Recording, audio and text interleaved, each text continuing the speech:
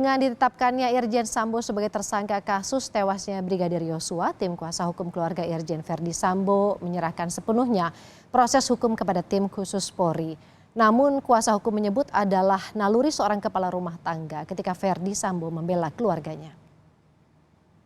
Penjelasan dan konstruksi kasus yang disampaikan Bapak Kapolri, tim kuasa hukum meyakini bahwa apapun yang diperbuat oleh klien kami tentunya pasti ada motif yang sangat kuat. Namun kami tim kuasa hukum percaya bahwa klien kami adalah kepala keluarga yang bertanggung jawab dalam menjaga dan melindungi marwah serta kehormatan keluarganya. Terkait penetapan tersangka baru serta kelanjutan kasus pembunuhan Brigadir Yosua, kita akan membahasnya dalam dialog malam ini bersama dengan Wakil Ketua LPSK Edwin Partogi Pasaribu. Selamat malam Pak Edwin. Selamat malam Bu Woro. Pak Edwin, hari ini LPSK sudah melakukan asesmen terhadap Ibu Putri. Sejauh ini seperti apa hasilnya?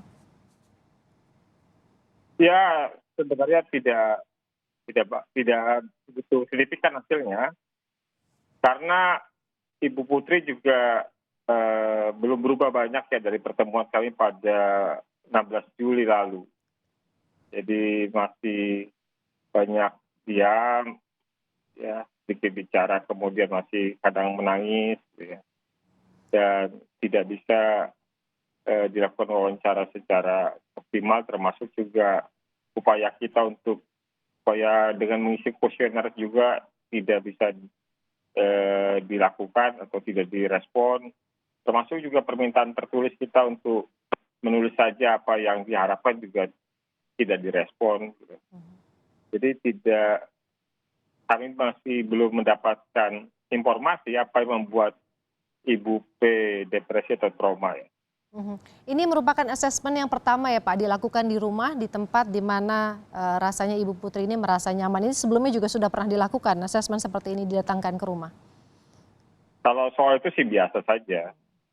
Artinya kami terkait dengan permohonan perlindungan yang disampaikan oleh pihak pemohon, kami biasanya datang ke pemohon, bertemu langsung di rumahnya, segala macam. Itu biasanya itu soal bagaimana membuat pemohon lebih nyaman saja, walaupun juga bisa kami panggil, tapi kan juga beberapa pemohon mempunyai keterbatasan ya dari soal dampak tindak pidana maupun situasi ekonominya yang juga harus dipahami.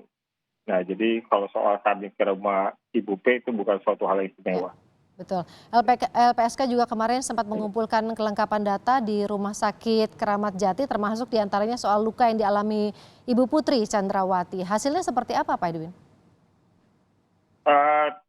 Belum sampai sejauh itu ya.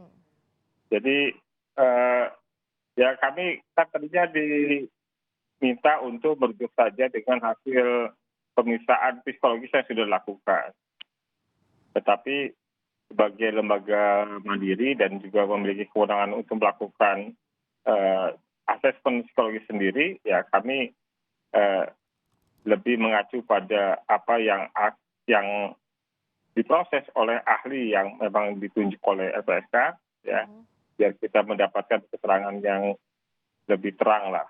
Karena sebenarnya gini, Mbak Wuru, kami ini sebenarnya sangat kompromis terhadap korban kekerasan seksual selama ini, dan korban kekerasan seksual itu adalah salah satu pemohon dan terlindung terbanyak di LPSK.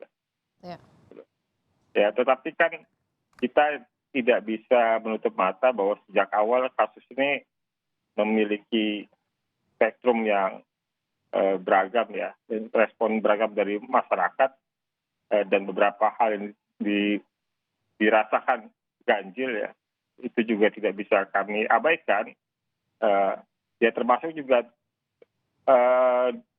sekalipun kami hanya mendapatkan atau diajukan permohonan oleh Ibu P dan Baradae, namun proses kami menghimpun informasi dan atau investigasi itu melampaui keterangan yang disampaikan oleh pihak pemohon. Dan sebenarnya karena itu apa yang disampaikan oleh Kapolri pada malam ini buat LPSK sih tidak mengejutkan. Hanya saja kan kita tidak mau mendahului, Betul. ya. Jadi Dan artinya mungkin keluhan yang disampaikan seperti itu ditanggapi dengan secara prosedural. Tapi Kabareskrim sudah menyatakan kecil kemungkinan ada pelecehan seksual. Jadi artinya yang saat ini dikumpulkan oleh LPSK seperti apa, Pak? ya gini aja kan kami harus menjalani prosedurnya dulu ya.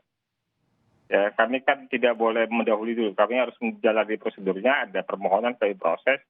Kami sebenarnya ingin mendalami tentang sifat penting keterangan, termasuk di dalamnya kewenangan kami adalah menguji sejauh mana substansi dari permohonan itu benar. Ya, itu yang kemudian kami dalami, bukannya sebatas dari pemohon, tapi dari sumber-sumber lain yang kredibel dan kompeten. Ya, itu yang kemudian baru kami cicil informasinya ke publik setelah penetapan tersangka. Ya, kami katakan Baradae itu tidak jago nembak. Ya. Baradae itu bukan ADC. Ya, tembakan itu dari jarak dekat. Tapi kami nggak mau masuk terlalu jauh karena ya pertama proses penyidikannya masih berlangsung ya. Dan ya kami membatasi dengan apa yang menjadi tupoksi kami, yaitu untuk memberikan perlindungan. Telepon juga dalam proses itu kami bukan sebagai pelaksana administratif berperlindungan, tapi kami juga harus memahami substansi dari siapa yang kami lindungi. Gitu. Baik. Pak Edwin, tapi logikanya begini, kepada LPSK Ibu Putri ini mengajukan perlindungan sebagai korban pelecehan seksual yang diakui dalam laporannya yang dilakukan oleh almarhum Brigadir Yosua. Boleh dijelaskan perlindungan yang diharapkan oleh Ibu Putri ini berlindung dari siapa? Karena pelakunya saat ini juga sudah meninggal dunia, Pak. Ya, kalau soal itunya begini Mbak Woro, bukan soal ancamannya saja ya. Jadi perlindungan dalam Undang-Undang Perlindungan Saksi Korban itu pengertiannya adalah pemenuhan hak dan pemberian bantuan kepada saksi dan korban gitu, dalam proses tindak pidana. Gitu. Nah itu bukannya soal ancaman saja, tapi juga memang ada pasal khusus kepada korban-korban tindak pidana tertentu. Gitu. Yeah. Bahwa buat korban pelanggaran HAM berat, buat korban perdagangan orang, buat korban penyiksaan penganiayaan berat, buat korban kekerasan seksual, itu memang LPSK bisa memberikan rehabilitasi psikososial. Gitu. Jadi terlepas soal ancamannya tidak ada, ya, tapi karena mereka menjadi korban tindak pidana itu, memang dimungkinkan juga LPSK memberikan pemulihan. Gitu.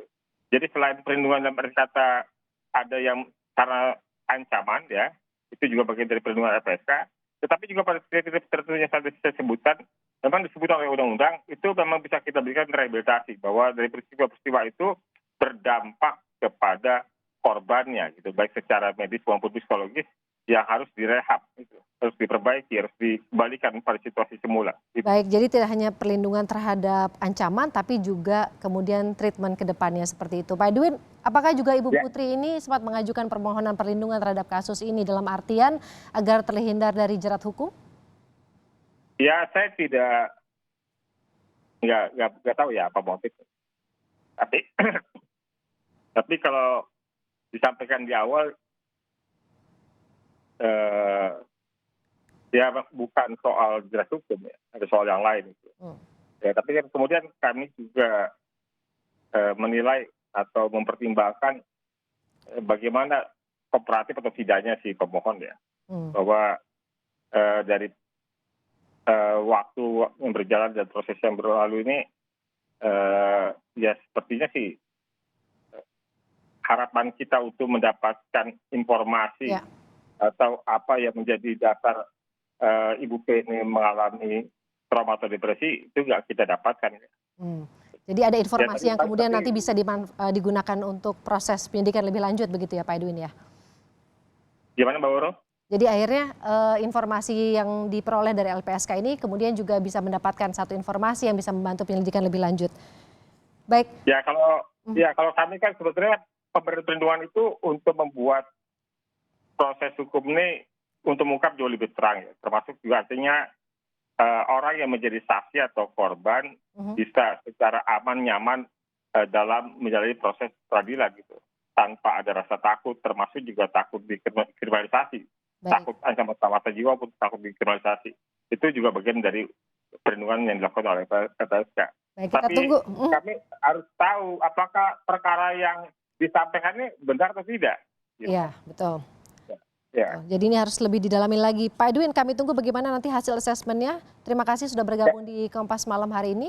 Edwin Partogi kasih, Bapak. Pasaribu, Wakil Ketua LPSK.